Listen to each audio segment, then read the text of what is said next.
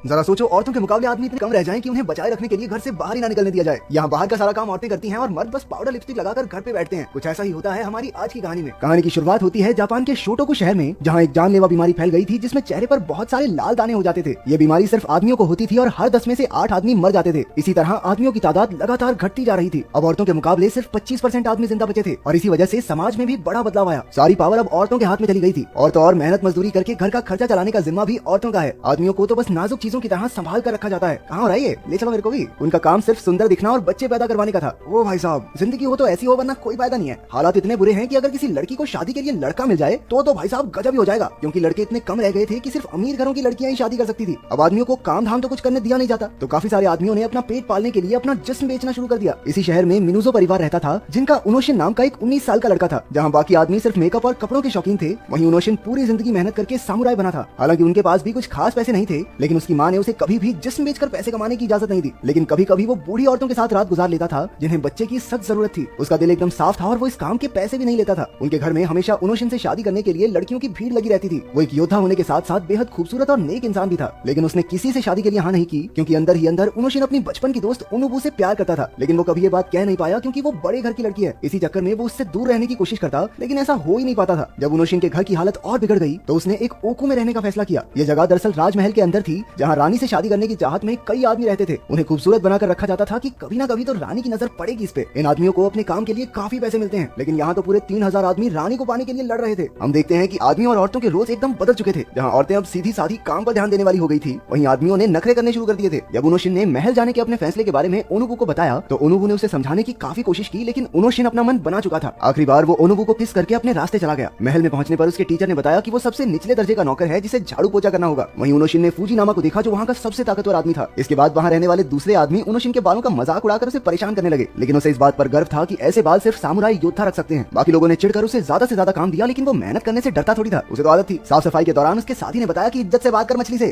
ठीक है, क्योंकि अभी उनका दर्जा महल के जानवरों से भी नीचे था। लोगों ने उसे धक्के मारकर उसका खाना तक गिरा दिया, जिस वजह से उसे 2 दिन तक भूखा रहना पड़ा। एक रात जब वो सो रहा था तो 3 आदमियों ने उसे पकड़कर उसके साथ गुपचुप करने की कोशिश की, लेकिन एक सामुराई योद्धा के आगे ये नाजुक कलियां क्या ही कर पाती। उसने 2 मिनट में सबको मारकर भगा दिया और अपनी इज्जत बचाई। अगले दिन उसने अपने साथी से पूछा कि क्या सिस्टम चल रहा है, ये आदमी होकर आदमी से प्यार करने फिर रहे हैं, सेफ महसूस नहीं हो रहा मुझे यहाँ पे। तब उसके दोस्त ने बताया कि रानी तो अभी 7 ही साल की है और बाहर की किसी औरत को यहाँ आने की इजाजत नहीं थी। तो बेचारे आदमी कहाँ जाएं क्या करें, तो आपस में ही चोंच भिड़ा लेते हैं। ये सुनकर उनोशिन के होश उड़ गए, क्योंकि बाहर तो औरतें आदमियों के लिए मारामारी कर रही थी। हट, ये मेरा है, चल भाग यहाँ से। ओ बकरी से मुंह वाली, भाग जा यहाँ से, इससे तो मैं शादी करूंगी, ठीक है। दोपहर के समय उनोशिन ने कुछ आदमियों को तलवारबाजी की प्रैक्टिस करते हुए देखा। उसने अपनी झाड़ू को ही तलवार समझकर प्रैक्टिस शुरू कर दी और फूजीनामी ने उसे ऐसा करते हुए देख लिया। वो उनोशिन को बाकियों के साथ डोजो में ले गया। उन्होंने उनोशिन को वहाँ के सबसे ताकतवर फाइटर सुरोका से मुकाबला करने की चुनौती दी। सब इस बात पर हंसने लगे, सुरोका से ये बच्चा लड़ेगा क्या?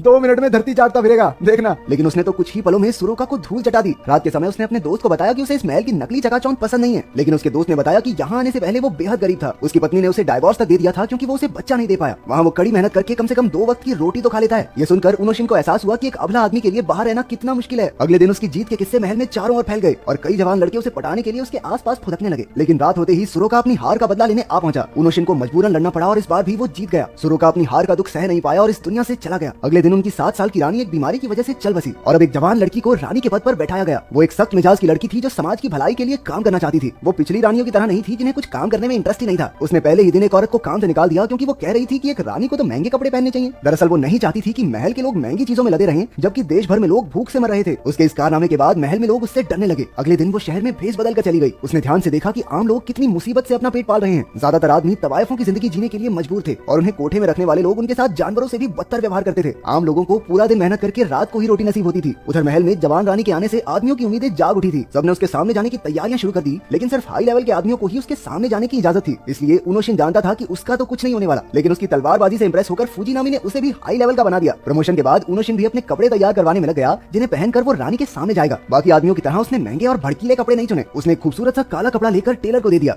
साकेवा नाम के एक दर्जी ने दिल लगाकर उसकी ड्रेस तैयार की, जिससे उनोशिन काफी खुश हुआ। लेकिन इनाम के तौर पर दर्जी को कुछ देने के लिए उसके पास कुछ नहीं था, तो उसने दर्जी के होठों पर चुम्मी चिपका दी। बहुत बढ़िया चीज है ये, मैं तो कह रहा हूँ पेटीएम हटाओ, चुम्मी पे शुरू करो, सब चुम्मी से पेमेंट करेंगे अब। जब रानी से मिलने का दिन आया तो सब उसके कपड़े देखकर हंसने लगे। उससे कहा गया कि रानी के सामने सर झुकाकर रखे और अगर रानी ने उससे उसका नाम पूछा तो ये साफ हो जाएगा कि रानी ने उसे चुन लिया है। इसके बाद जब रानी उनके सामने से जा रही थी तो उसका पैर एक कपड़े में अटक गया, जिसकी वजह से वो थोड़ा लड़खड़ा गई। ये देखकर किसी आदमी की हंसी छूट गई। जब रानी ने पूछा कि ये कौन था तो हमेशा सच बोलने वाला अपना उनो शिन सामने आ गया। उसका खूबसूरत चेहरा और सादे कपड़े देखकर रानी ने उसका नाम पूछ लिया। ये देखकर सबके होश उड़ गए। इसका सीधा मतलब ये था कि रानी ने उसे चुन लिया है। अब उन्हें आज की रात साथ गुजारनी है, लेकिन शाम को उसे बताया गया कि रिवाज कुछ ऐसा है कि रानी के साथ पहली रात गुजारने वाले आदमी को अगले दिन मौत के घाट उतार दिया जाएगा। ये सुनकर उनो शिन के होश उड़ गए। अबे मरने थोड़ी आया था मैं यहाँ। लेकिन जब उसे पता चला कि इसके बदले उसके परिवार को बहुत सारे पैसे दिए जाएंगे तो उसने सोचा कि चलो देखी जाएगी। उसी वक्त रानी को भी इस बारे में बताया गया जो अब तक इस बात से अनजान थी। उनकी छोटी सी मुलाकात से ही वो उनो शिन को चाहने लगी थी और वो ऐसा बिल्कुल नहीं चाहती थी कि वो मारा जाए। इसके बाद हमने फूजी नामी और टीचर को आपस में कुछ बातचीत करते हुए देखा। असल में ये सब इन्हीं का प्लान था, क्योंकि वो उनो शिन को अपने रास्ते का कांटा मानते थे, इसलिए उन्होंने जानबूझकर उसे रानी के सामने भेज दिया ताकि वो उनके रास्ते से हट जाए। उसके मरने के बाद टीचर रानी को लुभाकर राजा बन जाएगा। उधर रानी के सामने जाने से पहले उनो शिन के दिमाग में बस अपने बचपन के प्यार उनोबू के ही ख्याल आ रहे थे। वो बहुत दुखी था क्योंकि वो अब कभी भी साथ नहीं रह पाएंगे। इसके बाद उसे नई नवेली दुल्हन की तरह सजाकर रानी के सामने भेजा गया। बातों बातों में पता चला कि रानी का नाम दरअसल नोबू है। ये सुनते ही उनो शिन का दिल भर आया, क्योंकि रानी का नाम उसकी बचपन की प्रेमिका ओनोबू से बहुत मिलता था। इसके बाद उन्होंने पूरी रात कुछ प्यार भरे लम्हे साथ बिताए। अगली सुबह जब उनो शिन की आंख खुली तो उसे बताया गया कि रानी उसकी परफॉर्मेंस से बहुत खुश थी, लेकिन चलो बेटा अब मरने का टाइम हो गया। उसका दोस्त और दर्जी उसकी मौत पर बहुत रोए। उसके परिवार को बहुत सारे पैसे दिए गए, लेकिन उन्हें झूठ कह दिया गया कि ओनो शिन की मौत बीमारी की वजह से हुई है। कई महीने बीत गए, लेकिन ओनोबू अभी भी अपने प्यार को भूली नहीं थी। वो हर रोज उसकी याद में रोती और उसकी कब्र पर फूल चढ़ाने आती। लेकिन एक दिन उसके सामने जीता जागता उनो शिन आकर खड़ा हो गया। उसने बताया कि रानी की दरिया दिली की वजह से वो जिंदा है। रानी को उसे मिलने वाली बेरहम सजा मंजूर नहीं थी, इसलिए उसने अपने आदमियों को भेजकर उनो शिन की जान बचा ली। ये सुनते ही ओनोबू उससे बुरी तरह लिपट गई और कभी उसका साथ न छोड़ने का वादा किया। आखिरकार रानी ने महल के सारे आदमियों को रिहा करके आजादी से अपनी जिंदगी जीने को कहा। उसने सबको नए सिरे से अपनी जिंदगी शुरू करने के लिए कुछ पैसे भी दिए। इन आदमियों की वजह से और बच्चे पैदा होंगे जो बाद में पैसे कमाएंगे और सरकारी खजाने पर बोझ थोड़ा कम हो जाएगा। तो अगर लड़के सच में कम रह गए तो क्या लड़कियां उन पर डोरे डालेंगी?